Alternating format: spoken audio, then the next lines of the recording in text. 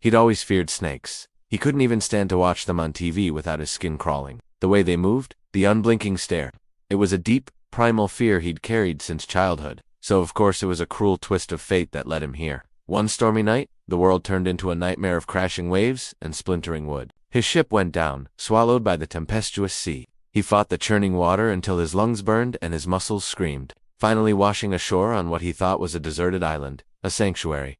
He was wrong. At first, there was only the sound of dripping water from the dense jungle canopy and the distant rumble of the retreating storm. He thought he was alone, saved. But then, he heard it, a faint, dry, crawling sound in the sand. A sound that made the hair on his arms stand on end. As his eyes adjusted to the gloom, he saw it. The ground itself seemed to be alive. Hundreds, no thousands of snakes slithered over every surface. They were coiled on every rock, draped over every tree branch like grotesque ornaments. The entire island was a writhing, pulsating mass of scales. His worst nightmare had become his reality. Panic seized him. He scrambled for the nearest palm tree, desperate to escape the crawling carpet of reptiles. But as his hands touched the bark, he recoiled in horror. The bark wasn't bark. It was moving. It was a column of snakes, clinging together, their bodies forming the trunk of the tree. He was trapped. There was nowhere to run, nowhere to hide.